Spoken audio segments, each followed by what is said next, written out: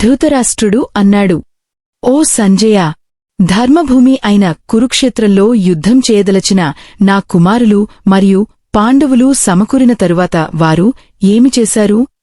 సంజయుడు అన్నాడు, అప్పుడు పాండవుల సైన్యాన్ని యుద్ధవ్యూహం ప్రకారం సమర్థంగా క్రమపరచబడి ఉన్నట్లు చూసి రాజు దుర్యోధనుడు తన గురువు ద్రోణాచార్యుడి వద్దకు వెళ్లి ఇలా చెప్పాడు.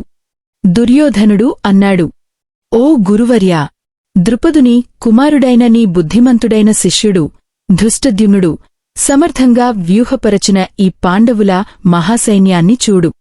ఈ సైన్యంలో భీముడు, అర్జునుడు సమానమైన వీరులు ఉన్నారు.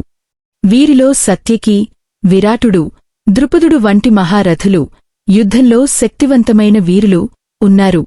ధృష్టకేతు, చేకితానుడు, పరాక్రమశాలి కాశీరాజు, పురుజిత్, కుంతిభోజుడు మరియు పురుషులలో శ్రేష్ఠుడైన శైభ్యుడు, ఈ మహావీరులు కూడా పాండవుల పక్షాన ఉన్నారు.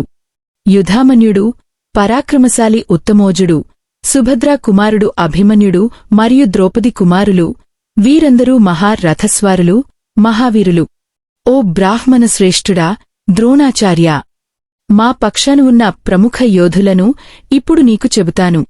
వారు నా సైన్యానికి నాయకులు.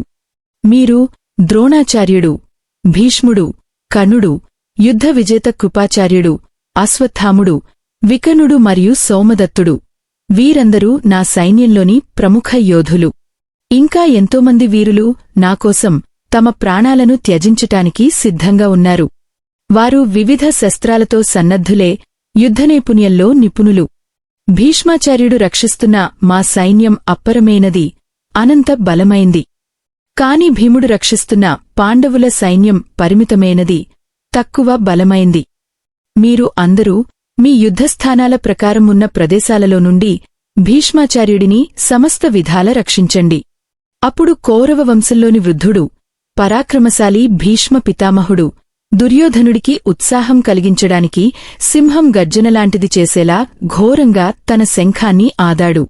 ఆ వెంటనే శంఖాలు, భేరీలు, మద్దెలు, నక్కమేళాలు, గోముఖాలు మొదలైన వాద్యాలు ఏకకాలంలో మోగించబడ్డాయి. ఆ శబ్దం భయంకరమైన గర్జనలాగా మారింది. అప్పుడు తెల్లని గుర్రాలతో యుక్తమైన మహారథంలో కూర్చున్న శ్రీకృష్ణుడు, మాధవుడు మరియు అర్జునుడు, పాండవుడు తమ దివ్యమైన శంఖాలను ఆదారు. హృషికేశుడు, శ్రీకృష్ణుడు పాంచజన్యం అనే శంఖాన్ని ఆదాడు. ధనంజయుడు, అర్జునుడు దేవదత్తం అనే శంఖాన్ని ఆదాడు. భీముడు, వృకోదరుడు పౌండ్రం అనే మహాశంఖాన్ని మ్రోగించాడు. కుంతి కుమారుడైన యుధిష్ఠిరుడు అనంతవిజయం అనే శంఖాన్ని ఆదాడు. నకులుడు, సహదేవుడు సుఘోషం మరియు మణిపుష్పకం అనే శంఖాలను మ్రోగించారు. కాశీరాజు, గొప్ప ధనుర్ధారి, శిఖండి, ధృష్టద్యుమ్నుడు, విరాటుడు మరియు అపరాజితుడు సత్యకి, వీరందరూ తమ తమ శంఖాలను మ్రోగించారు. ద్రుపదుడు, ద్రౌపది కుమారులు మరియు మహాబాహువైన అభిమన్యుడు తమ తమ శంఖాలను ఘోరంగా మ్రోగించారు. ఓ రాజా ధృతరాష్ట్రా! ఆ శంఖధ్వనులు ఆకాశం మరియు భూమిని ప్రతిధ్వనింపజేశాయి. ఆ ఘోషం కౌరవ సైనికుల హృదయాలను చీల్చివేసినట్లు అనిపించింది. అప్పుడు యుద్ధానికి సిద్ధంగా నిలబడ్డ కౌరవ సైన్యాన్ని చూసి తన రథధ్వజంపై కపిచిహ్నమున్న అర్జునుడు తన ధనస్సును ఎత్తుకున్నాడు. అర్జునుడు అన్నాడు, ఓ అచ్యుతా, శ్రీకృష్ణ! నా రథాన్ని ఇరువురు సైన్యాల మధ్యలో నిలపుము. ఇక్కడ యుద్ధానికి సిద్ధంగా ఉన్నవారిని నేను పరిశీలించి ఎవరి తోడుగా నాకు యుద్ధం చేయవలసి ఉందో తెలుసుకోవాలి. ఈ యుద్ధానికి హాజరైన ధృతరాష్ట్రుని దుర్బుద్ధిగల కుమారుడికి ఇష్టమైనదాన్ని చేయదలచినవారిని నేను చూడాలి. సంజయుడు అన్నాడు, ఓ భరత వంశస్థుడా ధృతరాష్ట్రా! అలా అర్జునుడు అన్న తరువాత హృషికేశుడు, శ్రీకృష్ణుడు ఆ అర్జునుడి రథాన్ని ఇరువురి సైన్యాల మధ్యలో నిలిపాడు. భీష్ముడు, ద్రోణాచార్యుడు మరియు ఇతర రాజుల ముందర రథాన్ని నిలబెట్టి హృషికేశుడు, శ్రీకృష్ణుడు అర్జునునితో అన్నాడు, పార్థా, యుద్ధానికి సిద్ధమైన ఈ కౌరవులను చూడు. అప్పుడు అర్జునుడు యుద్ధభూమిలో తన తండ్రి సమానులైన పెద్దలను, తాతలను, గురువులను, మామలను, సోదరులను, కుమారులను, మనుమలను, మిత్రులను చూశాడు. అతను ఇరువురు సైన్యాల్లోనూ తన అత్తమామలు, మిత్రులు, బంధువులను కూడా చూశాడు. వారందరినీ యుద్ధానికి సిద్ధంగా చూసి అర్జునుడు తన స్వజనమంతా యుద్ధానికి సిద్ధంగా ఉన్నదాన్ని చూసి అర్జునుడు దయతో నిండిపోయి విషాదంతో ఇలా అన్నాడు, కృష్ణా, నా అవయవాలు నిస్సహాయంగా మారుతున్నాయి. నా నోరు ఎండిపోతోంది. నా శరీరం వణుకుతోంది. రోమాలు నిక్కబొడుస్తున్నాయి. నా చేతిలోని గాండివం జారిపోతుంది. నా చర్మం మండిపోతోంది. నేను నిలబడలేకపోతున్నాను. నా మనస్సు గందరగోళంలో పడింది. కేశవా, నాకు శుభ సూచనలు కనిపించడం లేదు. ఈ యుద్ధంలో నా స్వజనులను హతమార్చి నాకు ఏ శ్రేయస్సు కనబడడం లేదు. కృష్ణా, నాకు విజయమూ, రాజ్యమూ, సుఖమూ కావాలి అనిపించడం లేదు. గోవిందా, రాజ్యంతోనూ, భోగాలతోనూ, ప్రాణాలతోనూ మనకు ఏమి లాభం? ఎందుకంటే వీరి నిమిత్తమే మనం రాజ్యం, భోగాలు కోరుకున్నాము.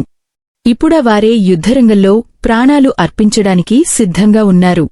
మధుసూదనా, నా గురువులు, తండ్రులు, కుమారులు, తాతలు, మామలు, అత్తమామలు, మనుమలు, మరుదులు, బంధువులు, వీరిని నేను చంపదలచడం లేదు.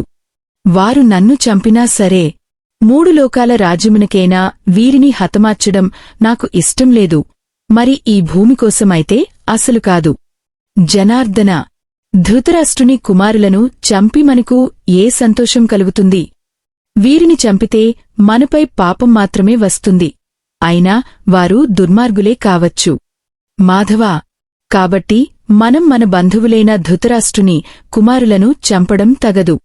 తమ స్వజనులను హతమార్చి మనం సుఖంగా ఎలా జీవించగలం? లోభం మూలంగా వీరు తమ కులనాశనంలో ఉన్న పాపాన్ని గమనించడం లేదు. మిత్రద్రోహాన్ని కూడా పాపమని గ్రహించడం లేదు.